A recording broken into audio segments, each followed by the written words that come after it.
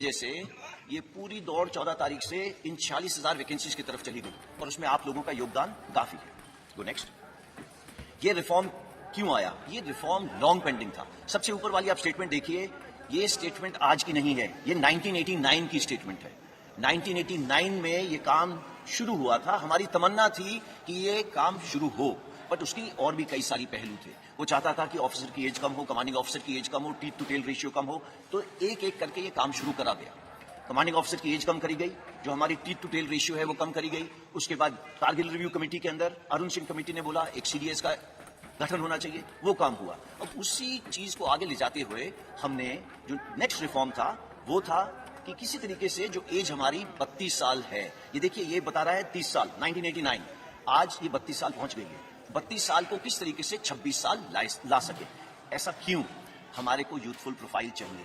ये क्यों चाहिए? बिकॉज आप सबको मालूम है 2030 के अंदर हमारे देश के अंदर 50% पीपल 25 साल की उम्र से कम हों। क्या ये अच्छा लगता है कि देश की सेना जो रक्षा कर रही है दे आर 32 ईयर्स?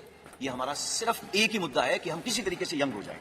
इसको स्टडी करा गया पिछले 2 साल एंड ये सीरियस वर्क। पहले तीनों चीफ जनरल रावत मिलके एंड कई लोगों से इसके बारे में डिस्कशन करी कि क्या क्या तरीके हैं, इसकी परसेंटेजेस कैसे करें। उसके अलावा हमने स्टडी करी बाहर के देशों की स्टडी, तकरीबन सारे देश हमने स्टडी करे। सब देशों के अंदर देखा गया उम्र 26, 27, 28। नंबर 2, भर्ती होने के तरीके कितने किस्म के हैं? कम से कम 3 से 4 तरीके हैं भर्ती होने के लिए। एंड सबके अंदर जब वो बाहर निकलना चाहते हैं वो जा सकते हैं। कितने साल में जा सकते हैं? 2 साल, 3 साल, 4 साल। सो मल्टीपल एंट्री एवेन्यूज है, मल्टीपल एग्जिट एवेन्यूज है। एंड वो बाहर जाके क्या कर रहे हैं? वही चुनौतियां हैं जो हमारे नौजवानों को चुनौतियां हैं बाहर जाने की। इसके बारे में मैं आपको बात करूंगा। देखिए हमें चाहिए क्या? यूथ। यूथ हम सबको मालूम है वो रिस्क ज्यादा लेता है, उसके अंदर जुनून ज्यादा है, जज्बा ज्यादा है। इस जुनून जज्बा को कैप्चर करना जरूरी है, बट ये जुनून जज्बे के साथ में हमें होश की भी जरूरत है। जिसको नेक्स्ट। देखिए आज जो करंट सिपाही से जो उसके ऊपर होदेदार है, आप सिपाही का जो है वो आप उसको जोश का कंपोनेंट मानिए, और जो 1.28 का कंपोनेंट है एनसीओ से ऊपर, मतलब नायक, हवलदार, नायब सूबेदार, हमारे जैसे होदेदार, वो सब मिला के 1.28 है। हम चाहते थे कि ये यूथफुल प्रोफाइल आने से जो जोश और होश का कंपोनेंट है ये तकरीबन बराबर हो जाए। एंड इससे होगा क्या? Ideal mix youthfulness and experience का। अगेन गोइंग बैक, जोश और होश का एक्सपीरियंस तकरीबन बराबर हो जाएगा।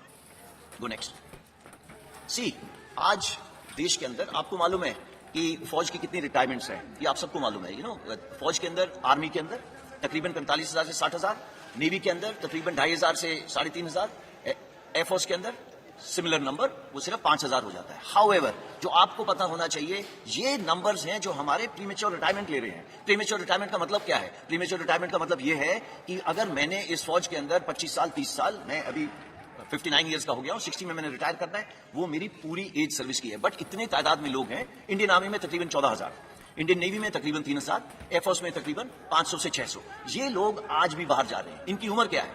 35, 36, 38 ऐसी उम्र है। ये लोग सब जा रहे हैं। आज तक हमने किसी ने भी कोशिश नहीं की बोलने की ब्रदर ये बाहर जाके क्या काम कर रहे हैं। ओके, एंड आप इन तीनों को ऐड करो, ये 15,000, 16,000 तो वैसे ही बन गए।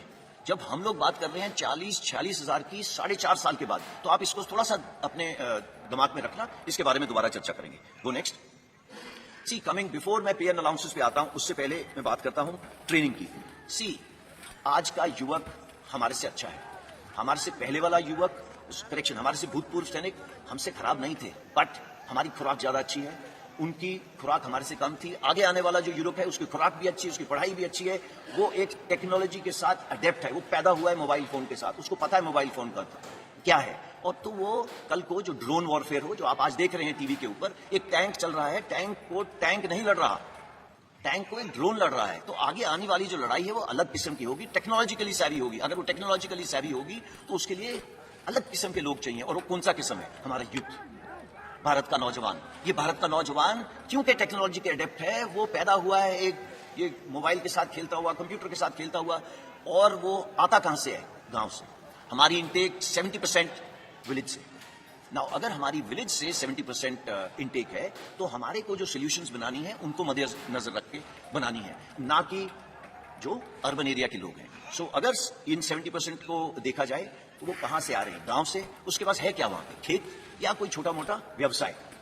वो उसकी क्लास या उम्र कितनी होगी? वो पढ़ा होगा तकरीबन 17.5 साल की उम्र होगी और पढ़ा होगा 10वीं साल। मेजर इंटेक, ये जो 70% बोल रहा हूं, ये सारी इंटेक हमारी उस किस्म की है जो सोल्जर आपके लिए जाके आगे देश की रक्षा करता है, ये वो सोल्जर है जो 10वीं क्लास पास है। 12वीं क्लास के हम ले सकते थे, बट सी हमारा काम थोड़ा जोखिम का है। एंड आप देखते हैं जब भी युद्ध हुए हैं कितनी, चाहे ऑप पवन हो, उसके बाद ऑप पराक्रम हो, चाहे कारगिल वॉर हो, चाहे गलवान हो, आपकी भी आंखें भर जाती होंगी और आपका दिल पिघल जाता होगा जब आप देखते हैं बॉडीज नीचे आती है। तो ये काम थोड़ा अलग किस्म का है। तो आप इस काम को मद्देनजर रखते हुए हमने देखा कि इसकी उम्र 17.5 एक एंड पे, दूसरे एंड पे 21, इसमें कोई तब्दीली नहीं है। ये पहले भी वही थी और आज भी वही है, तो इन दोनों में कोई तब्दीली नहीं है। उसके अलावा हमने पिछले सालों में क्या करा है, अपना फ्लैग कट करा है। फ्लैग का मतलब देखो, टीथ टू टेल रेशियो की बात होती है, टेल कम करी है और कम होगी आगे आने वाले टाइम में। दूसरी जॉइंटनेस बढ़ी है। कुछ सालों पहले आईडीएस हेडक्वार्टर नहीं होता था, वो बना है। तो इस तरीके की जो बीच बीच में चेंजेस है वो सब करी जा रही है।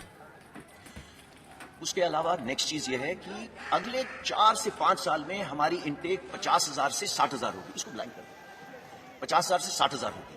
ओके, 50,000 60,000 के बाद क्या होगा? ये इंटेक 90,000 से लेके 1.25 लाख होगी। सो इट इज नॉट 46,000। ये हमने क्यों करा है? इसलिए करा है स्टार्ट स्मॉल, स्टार्ट मीडियम। क्यों? सो दैट हमें भी इस स्कीम को चलाने के बाद सीखने को मिले कि इसमें दिक्कतें क्या है। हमें इंफ्रास्ट्रक्चर जो है ट्रेनिंग के लिए उसको बढ़ाना पड़ेगा। वो बढ़ाने के लिए बटन दबा के तो होगा नहीं, उसके टेंडर जाएंगे, उसका ये होगा वो होगा, उसको 3-4 साल लगेंगे। सो दैट हम अपनी ट्रेनिंग कैपेसिटीज जो फौज की तकरीबन 60,000 के करीब है, उसको बिल्डअप करके इस पॉपुलेशन को लेने के लिए जो 1.25 लाख होगी, इसके लिए तैयार हो। नाउ वाई 4 इयर्स, जो सब चीजों का मुद्दा है। 17.5 साल 21 साल मैंने आपको बताया, उसके अंदर चेंज क्यों करा गया? इसलिए चेंज करा गया कि पिछले 2 साल के लिए कोविड की वजह से भर्ती बंद थी। भर्ती क्यों बंद थी? बिकॉज हम नहीं चाहते थे सारे एक जवान जिस तरीके से हम लोग एकत्रित हैं एक जगह के ऊपर करे जाएं। तो हमने देखा कि इतनी सालों से हम इसकी स्टडी करते जा रहे हैं, अभी हमें एक मौका मिला है to make a change without pain. तो अगर ये चेंज विदाउट पेन हमने करना था, इससे अच्छा मौका नहीं था करने का। इस पे स्टडीज चल रही थी, मैंने आपको बताया, Kargil review committee, group of ministers report, ये सब स्टडी करते जा रहे थे, बट हमें मौका नहीं मिल रहा था कि ये कब करा जाए। Because it was a transformative reform. हमें जरूरत थी, आज नहीं 30 साल से जरूरत थी इस एज को कम करने की। इसका इंपैक्ट क्या होगा? Go next. पहले मैं आपको पे अलाउंसेस का बता देता हूं। जो आज जवान को पे अलाउंसेस मिल रहे हैं वो अग्निवीर को ज्यादा मिलेंगे। ओके, इसके please don't take in cost to company वगैरह जैसे वर्ड, देयर इज नथिंग। फौज की नौकरी एक जज्बा है, इसको आप पे से नहीं तोल सकते। हाउएवर, जो ये आपके सामने दर्शाया गया है, ये सबसे पहले जो 17 लाख के करीब है, ये उसकी पे है। एक सेवानिधि पैकेज है जिसके अंदर उसका योगदान 5 लाख है। गवर्नमेंट अपनी तरफ से 5 लाख डालेगी। इन दोनों के ऊपर जो इंटरेस्ट दिया जाएगा वो तकरीबन 1.5 लाख होगा। सो टोटल पे उसको 4 लाख तकरीबन इतनी मिलेगी। इसका मतलब ये नहीं है कि वो हमारे बराबरी की रिस्क एंड अलाउंस नहीं लेगा। उसके जितने भी अलाउंसेस हैं सेम रहेंगे। अगर वो मेरे साथ सियाचिन में बैठा है, he will get the same allowance. अगर वो मेरे साथ राजस्थान में बैठा है तो उसको सेम अलाउंस मिलेगा। अगर वो मध्य प्रदेश में बैठा है, मुझे भी नहीं मिल रहा, उसको भी नहीं मिल रहा। So it is equated, there is no differentiation. वो साथ वाले बिस्तरे पे सो रहा होगा, वो वही कपड़े पहन रहा होगा जो मैं पहन रहा हूँ, वो मेरे साथ लंगर में बैठ के खाना खा रहा होगा। There is no difference. कोई अलग बैरक नहीं बना दी अग्निवीर के लिए, बिकॉज उसने लड़ाई कल हमारे साथ करनी है। और अगर वो हमारे साथ देश के लिए बलिदान देगा तो देयर इज कोई गुंजाइश ही नहीं है उसको हम किसी तरीके से रत्ती भर भी उसको हम अपना छोटा सोचें। नहीं, इसमें ऐसा कुछ नहीं है। मैंने बैंक लोन यहां पे इसलिए डाला है बिकॉज ये बार बार आ रहा है कि भैया 4 साल के बाद क्या। तो 4 साल के बाद क्या, मैं इसके बाद आपको बताता हूं। Go next. सेवानिधि पैकेज थोड़ा और विस्तार से, जैसे कि मैंने आपको पहले बताया 11.71 मैंने आपको पहले बता दिया है। सिर्फ एक ही चीज इसमें एक्स्ट्रा है कि इनकम टैक्स फ्री है। हाउएवर, देश की सेवा करने के लिए जो सर्वोच्च बलिदान देगा उसकी इंश्योरेंस कवर नॉन कॉन्ट्रीब्यूटरी है।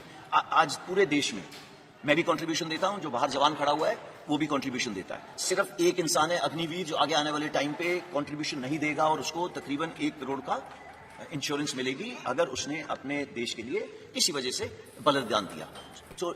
तो मैं आपको ये बता